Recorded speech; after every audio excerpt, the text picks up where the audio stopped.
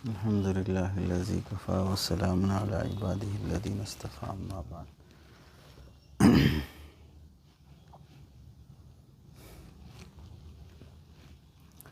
حضرت جی رحمۃ اللہ علیہ کی کتاب ہے حضرت جی کا انداز تربیت۔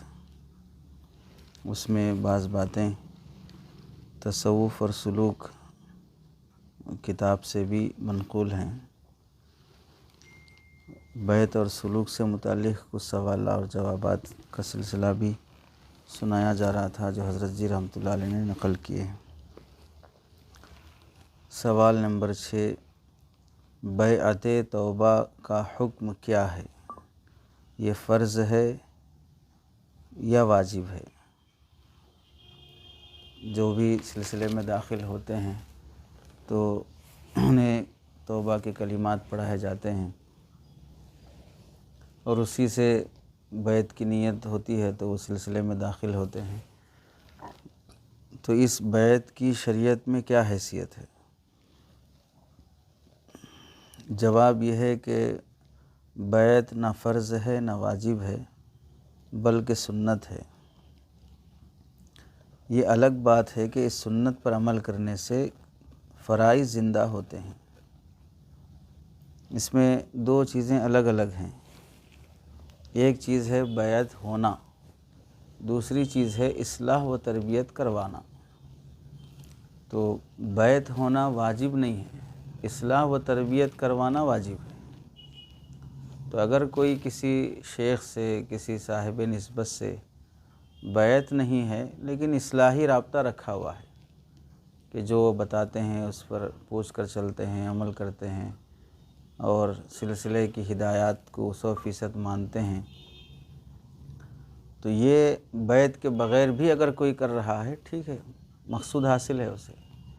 اسی واسطے حکیم الامت رحمۃ اللہ علیہ کے یہاں بیعت کو ترجیح نہیں دی جاتی تھی کہ جو آئے پہلے بیعت کر لو بیعت کر لو، پہلے اصلاح کو سوچو۔ آپ اصلاح کسے بولتے ہیں، تربیت کسے بولتے ہیں، کیسے ہوتی ہے، دیکھو اس کو پہلے۔ حضرت حکیم الامت رحمۃ اللہ علیہ کے خلفاء میں سے ایک گزرے حضرت مولانا کامل پوری رحمۃ اللہ علیہ۔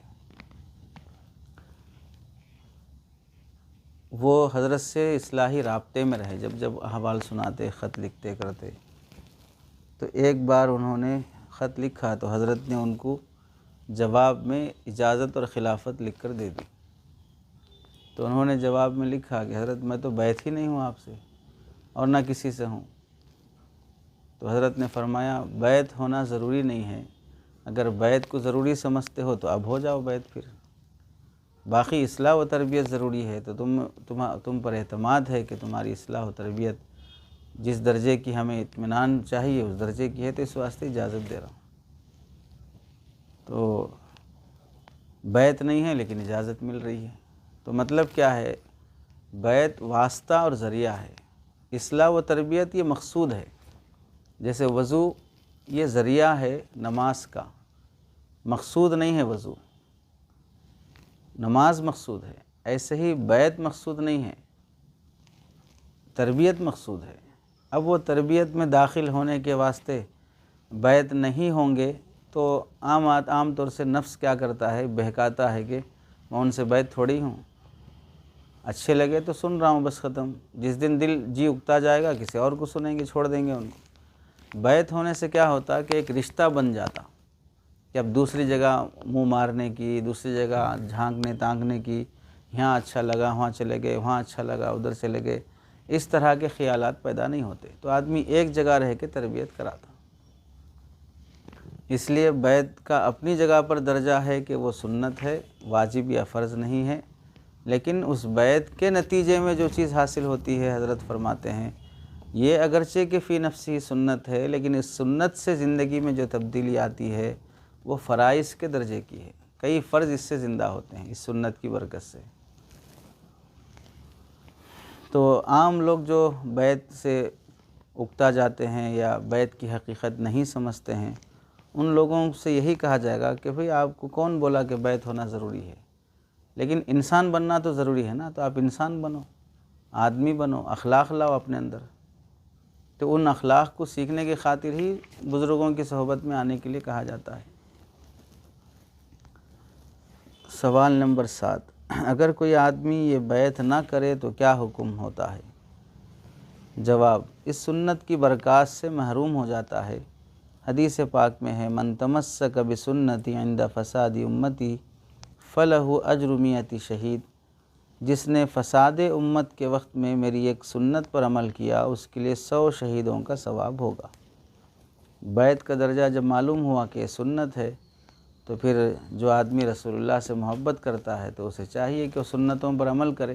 ان میں سے ایک سنت بیعت بھی ہے، اس پر بھی عمل کر لینا چاہیے۔ اگر نہیں کرتا ہے تو پھر اس سنت سے محرومی رہتی ہے۔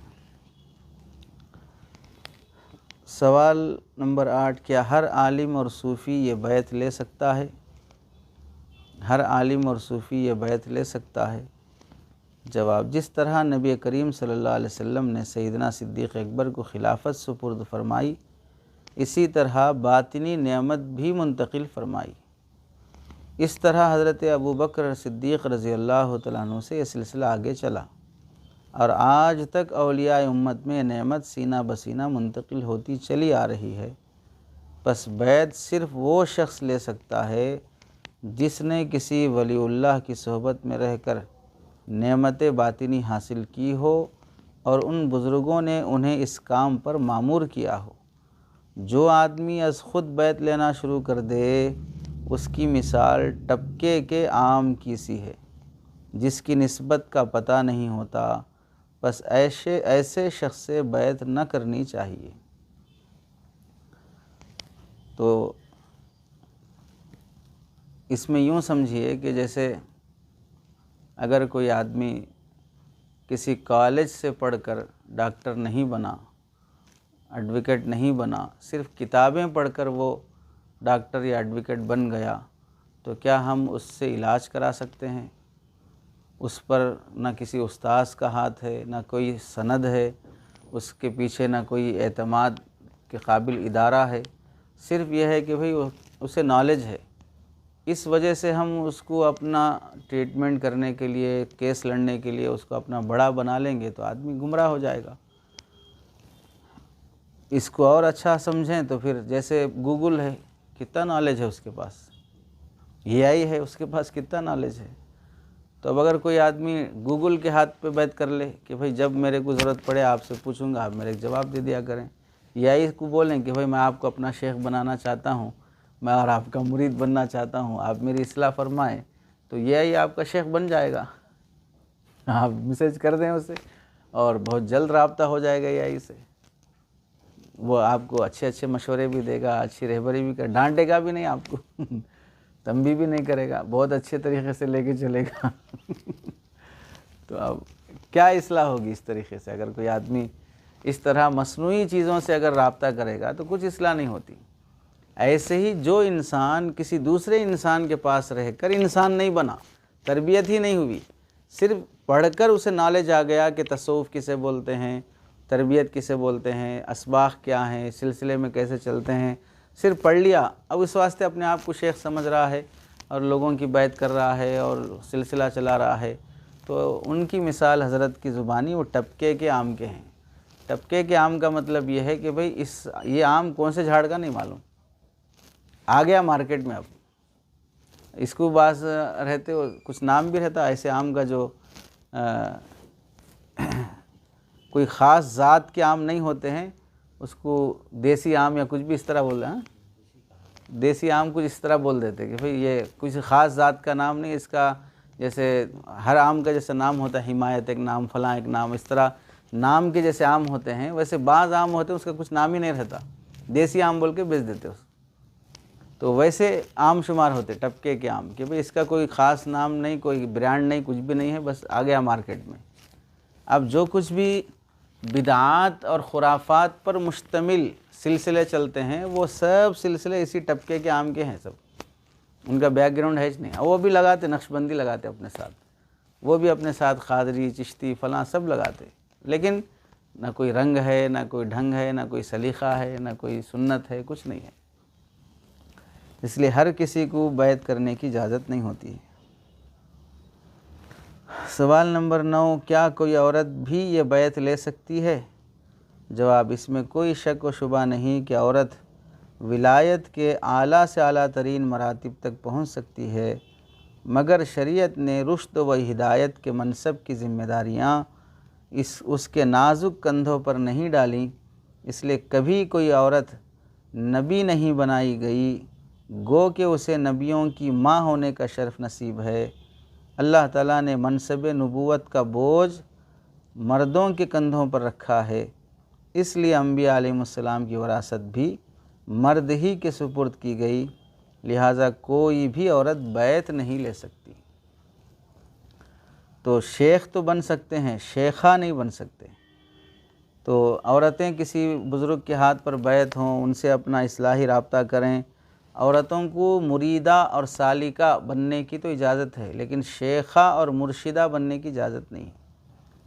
اس میں کئی فتنے پائے جاتے ہیں۔ فتنے تو مریدہ بننے میں بھی فتنے ہیں، اس لیے کئی مشائخ سالکات کو براہ راست رابطہ کرنے کی اجازت نہیں دیتے کہ بھئی آپ اگر کسی شیخ سے بیعت ہیں اور خاتون ہیں تو ڈائریکٹ آپ میسیج نہ کریں، اپنے شوہر کے فون سے میسیج کریں، اپنے والد کے فون سے میسیج کریں، تاکہ آپ کا میسیج آپ کے محرم کی نظر میں رہے، اور جب محرم کی نظر میں ہوگا تو کوئی ایسی ویسی بات، نامناسب بات آپ نہیں لکھیں گے، کیونکہ آپ کو ڈر ہے اپنے باپ کا، اپنے شوہر کا یا بھائی کا۔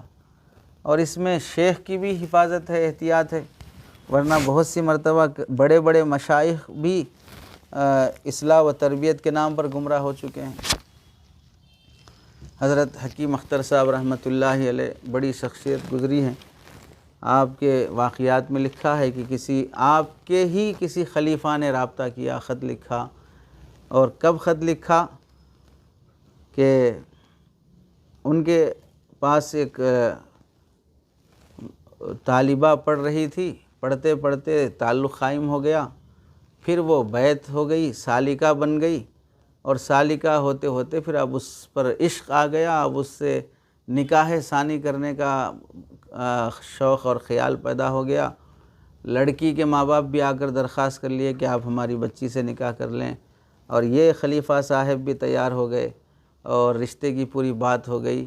اب حضرت حکیم اختر صاحب کو لکھتے ہیں کہ حال یہاں تک پہنچ چکا ہے، اب سوچا کہ نکاح سے پہلے حضرت والا سے اجازت لے لوں، اس لیے خط لکھ رہا ہوں کہ اس نکاح کی اجازت ہے کہ نہیں ہے۔ تو حضرت نے بڑا سخت طریقے سے جواب لکھا کہ پورا معاملہ طے ہونے کے بعد پوچھ رہے ہو کہ اجازت ہے کہ نہیں ہے، پہلے اس واسطے نہیں پوچھا کہ تم کو خود معلوم تھا کہ منع کر دیں گے، اس لیے جان بوجھ کر مشورہ نہیں کیے ہو، کیونکہ تمہارے منشا اور نفس پرستی کے خلاف مشورہ دیا جائے گا، اس لیے تم نے وہاں عمدن مشورہ نہیں کیا، اور یہاں آ کر مشورہ کر رہے ہو کہ اب تو پورا ہو ہی چکا ہے، اب اجازت دے ہی دینا پڑے گا۔ تو حضرت نے فرمایا میری طرف سے سخت منع ہے، اس وقت بھی تمہیں نصیحت ہے، گناہ میں پھنسنے کے بجائے فوراً اس نکاح کے سوچ کو ختم کرو، اور ہرگز میری طرف سے نکاح کی اجازت نہیں ہے۔ تو یہاں صرف مریدہ بننے اور شاگردہ بننے میں ہی یہ فتنے میں مبتلا ہو رہے ہیں، اب اگر عورت شیخہ بن کے بیٹھے گی تو پھر کیا ہوگا حال؟ پھر تو فتنوں کے دروازے کھل جائیں گے۔ بھئی بہت سی جگہوں پر تو شیخ صاحب کے 10 بوسی کی اجازت ہے نا، ہاتھ کا بوسہ لے سکتے ہیں آپ، اب شیخہ کی 10 بوسی شروع کریں گے تو پھر کیا ہوگا؟ بے حیائی کے دروازے نہیں کھل جائیں گے۔ اور دیکھو بدعات اور خرافات کے ایسے اڈے بنے ہوئے ہیں کہ خاتون ہاتھ دے رہی ہے اور مرد حضرات اس کے ہاتھوں کا بوسہ لے رہے ہیں، اور سلسلہ چل رہا ہے ماشاءاللہ۔ تو یہ سلسلہ نقشبندیہ تھوڑی رہتا ہے، سلسلہ نفسانیہ رہتا ہے، سلسلہ نفسانیہ، جہاں ایک کا نفس دوسرے کے نفس کی خواہش پوری کر رہا ہے۔ تو عورت کو شیخ بننے کی اجازت نہیں رہتی۔ ہاں یہ ہے کہ بہت سی جگہوں پر عورت اپنے شوہر کی شیخ بنی ہوئی ہے، بہت سے گھروں میں مردوں کی تربیت ان کی خاتون کرتی ہے، شیخ ان کے اس شوہر اس مرید کی اتنی تربیت نہیں کر پاتا جتنا کہ اس کی گھر والی اس کی تربیت کرتی۔ چونکہ وہ سارے عیب جانتی ہے وہ رات کی تنہائیاں جانتی ہے، اس کی ساری حرکتیں جانتی ہے۔ یہاں تو شیخ کے سامنے تو بہت شریف بن کر بیٹھتا ہے وہ، وہاں جانے کے بعد بیوی کے ساتھ کیسے رہتا ہے، کیسی بات ہے، کیسی زبان ہے، کیسی حرکتیں، وہ سب جانتی ہے۔ تو اس واسطے بہت سی جگہوں پر بیویاں اس مرید کو کہتے ہیں کیا خالی پیلے کے مرید بنے پھر رہے، شیخ بنے پھر رہے، جماعت سے نماز نہیں ہو رہی تمہاری، موبائل میں پڑے رہتے، فلاں رہتے۔ تو یہ تربیت بہت سی جگہوں پر مریدوں کی بھی اور مشائخ کی بھی ان کی گھر والیاں کر رہی ہیں۔ اس درجے کی شیخہ بننے کی تو اجازت ہے کہ وہ اپنے شوہر کی حد تک تربیت کر لیں، باقی عام پبلک کی شیخہ بننے کی عورت کو اجازت نہیں رہے گی۔ سوال نمبر 10، کیا بیعت کے لیے ہاتھ میں ہاتھ دے کر کلمات پڑھنا ضروری ہے؟ جواب، ہاتھ میں ہاتھ دے کر کلمات پڑھنا سنت ہے، اس پر عمل کرنا چاہیے۔ اگر لوگ بہت زیادہ ہوں تو چادر پھیلا کر سب اسے پکڑ لیں، یہ بھی عمل نبوی ہے۔ بیت اللہ کی تعمیر کے وقت پتھر چھوٹا تھا، اٹھانے کی سعادت حاصل کرنے والے زیادہ تھے، تو نبی علیہ السلام نے اسے اپنی چادر میں رکھ دیا اور سب لوگوں نے چادر پکڑ کر حجر اسود کو اٹھایا۔ اگر مجمع اس سے بھی زیادہ ہو تو فقط کلمات پڑھ کر نیت کر کے بیعت لے لی جا سکتی ہے۔ صحابہ نے مجاہدین سے اسی طرح جہاد پر بیعت لی۔ تو بیعت لینے اور بیعت کے کلمات پڑھنے میں عام طور سے اکابرین سلسلے عالیہ نقشبندیہ میں یہی دیکھا گیا ہے کہ حضرات صرف زبانی کلمات پڑھا دیتے ہیں، ہاتھ میں ہاتھ دے کر یا کپڑا پکڑ کر وغیرہ اس طرح کا اہتمام نہیں ہوتا ہے اور ضروری بھی نہیں ہے۔ دیگر سلسلوں میں ہے اس بات کا اہتمام، جیسے ہم شروع میں حضرت پیر طلحہ صاحب رحمۃ اللہ علیہ جو حضرت شیخ الحدیث زکریا صاحب رحمۃ اللہ علیہ کے فرزند گزرے ہیں، باحیات تھے، تو ان سے جب رابطے میں تھے اور جڑے تھے تو حضرت کا نظام اور معمول یہی دیکھا کہ وہ ہاتھ میں ہاتھ دے کر ہی کلمات پڑھایا کرتے تھے۔ سوال نمبر 11، کیا عورتیں بھی ہاتھ میں ہاتھ دے کر بیعت کریں؟ جواب، ہرگز نہیں۔ نبی علیہ السلام کی عادت شریفہ تھی، عورتوں کو پردے میں بغیر ہاتھ مس کیے بیعت فرماتے تھے۔ روایت ہے ان عائشہ رضی اللہ عنہا قالت ما مس النبی بیدہ امرأۃ قط الا ان یاخذ علیہا فاذا اخذ علیہا وعاتتہ قال اذهبی فقد بایعتک۔ حضرت عائشہ رضی اللہ تعالیٰ عنہ سے روایت ہے کہ بوقت بیعت رسول اللہ صلی اللہ علیہ وسلم نے کسی عورت کا ہاتھ نہیں پکڑا، بلکہ کپڑا پکڑوا دیتے اور وعظ و تلقین کے بعد ارشاد فرماتے جاؤ تمہاری بیعت ہو گئی۔ تو عورتوں کو ہاتھ میں ہاتھ دے کر بیعت کرنے کی اجازت نہیں ہے۔ افسوس ہوتا ہے کتنے بد دماغ لوگ گزرے ہیں کہ غیر محرم عورت کو ہاتھ لگانے کا کیا مطلب ہے۔ ڈاکٹر کے پاس بھی عورت اگر علاج کرانے کے لیے جاتی ہے تو بھی ڈاکٹر کو ہدایت یہ ہے اور عورت کو ہدایت یہ ہے کہ اپنے علاج کے سلسلے میں پہلے عورت کو ترجیح دے۔ لیڈی پیشنٹ پہلے لیڈی ڈاکٹر کے پاس جائے، جینٹس کے پاس نہ جائے، یہ پہلا درجہ ہے۔ پھر عورت میں بھی یہ اجازت حکم ہے کہ مسلمان عورت مسلمان لیڈی ڈاکٹر کے پاس علاج کے لیے جائے، مسلمان لیڈی ڈاکٹر ملنے کے باوجود بھی غیر مسلم لیڈی ڈاکٹر کے پاس جانے کی اجازت نہیں ہے۔ اتنا احتیاط کرنا چاہیے۔ اب مسلمان لیڈی ڈاکٹر بھی نہیں ملی، غیر مسلم لیڈی ڈاکٹر بھی نہیں ملی، پھر اس صورت میں تیسرا درجہ آئے گا کہ مسلمان جینس ڈاکٹر کے پاس آپ جا سکتے۔ مسلمان ملتا ہے اس کے باوجود آپ غیر مسلم کے پاس جاتے ہیں تو بھی یہ آپ غلط کر رہے ہیں۔